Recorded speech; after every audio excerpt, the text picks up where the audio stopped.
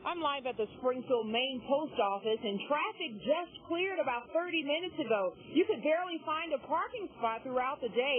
It was packed inside, and people were rushing to make sure that they meet the deadline. Well, after this homeowner, that's it, or at least for now, because the applicant pool is empty. The salt that you see behind me, there's a huge pile, and the city is making sure that the supply is plentiful just in case, and so are residents. To some, it's no surprise that the likely district to get wiped off the map is the 17th. Most students wouldn't expect to see their principal in the pulpit on Sunday morning, but about 100 Springfield Public School District students were in for a surprise and some inspiration. Now, the traffic that you see behind us now is much calmer than it was earlier this morning when the early birds were out in full force. Now, it was bumper-to-bumper traffic until about noon today, but this area here was the hub of the Black Friday traffic congestion. We are finding that each year thousands of Americans fall head over heels for their computers. Literally, the number of computer-related injuries has been climbing. ABC's Dr. Timothy Johnson has more in this morning's Medical Minute. Well, we want to thank you for watching Good Morning Meridian. Coming up, we will have that story and more. But first, Stephen is here with a look at weather, and it was such a beautiful day yesterday. Yeah. Can we expect the same today? I think so. And welcome back to Good Morning Meridian. I am now joined with two lovely ladies. Howdy! We're just so proud to be here this morning. And, of course, you are so enthused today. We are. And you are Mrs. Carolyn Palmer, who is the event chair with the Kemper County Relay for Life. Yes. And you are Mrs. Joyce Franklin, who's the publicity chair. Now, we have to get to you. You're quite festive, energetic. Now, who are you impersonating? Tell us. That made me hungry. What about you? It always makes me hungry. I want a Chick-fil-A chicken biscuit. Oh, don't even talk. I love some Chick-fil-A chicken biscuits. Turning to weather, what can we expect today? Hopefully sunshine, right? More of the same. The city said haulers were to hit all the wards at least twice and then come back yesterday to look for stragglers. But if you drive down several streets throughout Springfield, you will find several bags of leaves still outside of homes in the city limits. Leaves, and more leaves.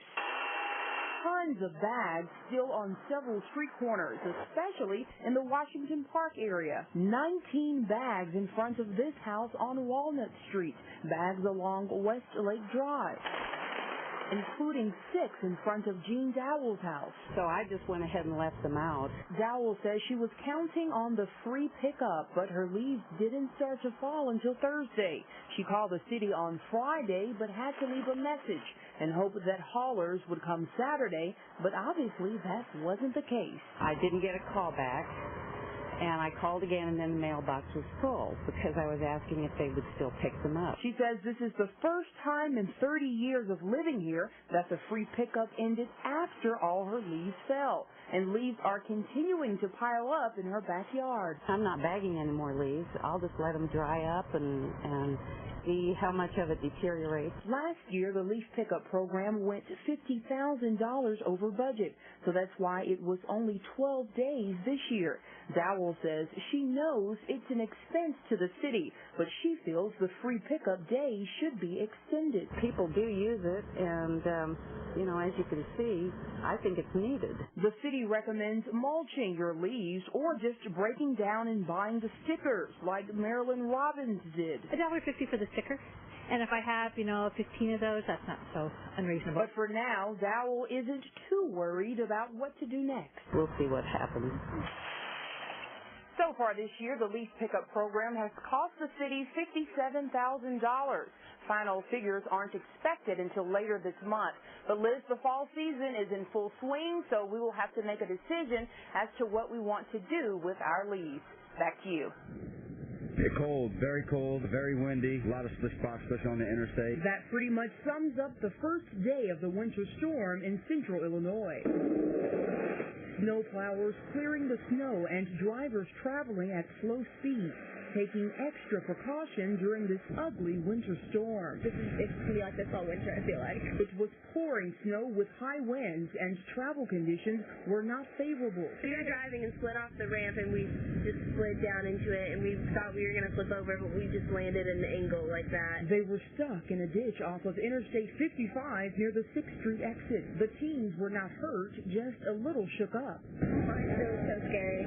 Rick Smith with Capital Towing had to pull the car out. This is my 8th one today. Within a matter of only a few hours, and Smith expects that number to double by nightfall. Oh yeah, especially as the night gets colder, the wind starts picking up and you can't see as well. Motorists say driving the speed limit is not a good idea. Don't try and drive the speed limit if it's too bad, because it's a full-on blizzard out there. Trying to stay safe on the road while gearing up for what Mother Nature has in store this winter season. It was all about confirming support at the polls. Sheriff Williamson talked with residents at Little Flower Christian Church in Springfield, and Jeff Regan was walking the streets campaigning in Williamsville. From the reception of the people in the county, this could be a race to watch on Tuesday. Say hi. Shake a few hands this morning. Sangamon County Sheriff Neil Williamson is shaking hands at a local church. Hey, I'm Jeff Regan. I'm running for sheriff. And challenger Jeff Regan is going door to door in Williamsville. Great. Thank you very much. Take care, guys. Being as visible as possible during the last weekend before Tuesday's election. Thank you so much. Appreciate it. All right. Both are confident. I absolutely think I'm going to win Tuesday. The sheriff says he feels most people have already made their decisions and are ready for the campaign to be over with because of the mudslinging. Williamson says he's kept a positive campaign, and it's actually worked in his favor. People come up to him and says, Sheriff, we've either already voted for you or we're going to vote for you on Tuesday. That's very kind. Thank you. Regan has admitted he showcased some of the failed leadership and poor management of Sheriff Williamson. Regan says he's just calling it like he sees it. The record is of the incumbent. It is what it is. But he hit a bump in the campaign trail when he knocked on the door of Williamsville resident Rick Egger. What do you think has he done wrong? Because I think he's done a pretty good job of running the place. I can do better than this. I can offer the citizens of Sangamon County an option as a law enforcement professional and executive, and I believe that's going to hold true Tuesday. But most signs in Williamsville point to Williamson. I think he'll win. Residents say they will leave that up to the results on Tuesday. It's an election. Anything can go anytime. You know, can go either way anytime. Appreciate it. Thanks. Candidates will continue campaigning on tomorrow. Regan says he will be in and around his neighborhood in Chatham, and the sheriff says it will be business as usual for him on Monday. Liz, the Mini Auburn Holiday Store always opens the Saturday after Thanksgiving, and generally the store is not busy on the first day, but today several families got a head start on holiday shopping, and the kids were the big spenders. Do you want one of them for your grandma and one for me? 4-year-old Rylan and 8-year-old Caden Finneran are shopping for Christmas gifts. These sisters each have $20 to spend for the special people on their list. Do you know what her favorite is? The cat? They're shopping at Mini Auburn Holiday Store. It has opened its doors in Springfield for the past 22 years and is a family tradition for the Finneran family. My little girls love it.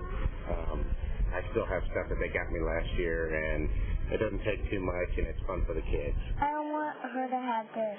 No, that's fine. If you think she'd like it, I'm sure she will. Volunteer Sarah Van Sett is helping the girls pick out their gifts. And this experience is full circle for Sarah, who shopped here as a child. They know exactly what they want, or they have their idea, and I know I was just like that. With gifts from $1 to $10, Daddy's little girls are racking up. I got my dad their football thing, and I got my mom a dog. But this shopping experience means more to the Finneran family because proceeds benefit the Mini Auburn Crisis Nursery that houses at-risk and abused children. It's not much, but we give back a little bit as best we can. The store raises about $35,000 every year. We lost a city grant, some state money we've lost, so this really helps us keep the doors open. And these sisters are helping to make that happen this holiday season. The store will remain open until December 23rd, and this year the store is closed on Mondays but open Tuesday through Saturday. Liz, back to you. Well, meanwhile, in North Mississippi, a 25-year-old Baldwin man has now been charged with felony fleeing and manslaughter following a pursuit that killed a state trooper Friday. Authorities say Master Sergeant Steve Hood's car left the highway and hit a tree. Eyewitness statements apparently led to the arrest of William Francis. Francis allegedly led authorities on a high-speed chase in a car modified for racing after driving westbound on Mississippi Highway 370. Authorities say Sergeant Hood saw the vehicle as he traveled eastbound and pursued it. Moving now to the local political front, just one day for municipal elections, and there is now controversy in Newton's mayoral race after a letter was mailed to residents across the city asking white residents to vote for the white mayoral candidate.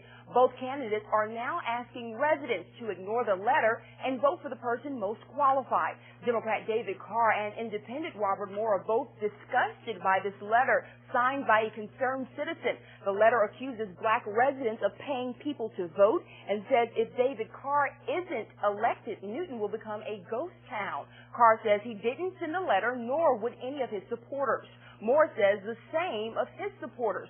Both candidates are asking residents to look past what they call a distraction and focus on the future of Newton. The names of the people involved in that fatal crash on Interstate I-20 has now been released. The Mississippi Highway Patrol said 52-year-old Janine Hodgen of Greensboro, North Carolina, and 56-year-old Wilman Green of Indiantown, Florida, died when the RV they were riding in blew a tire and crashed into a tree near Chunky. The driver, 50-year-old Kenneth Green, remains hospitalized in Jackson.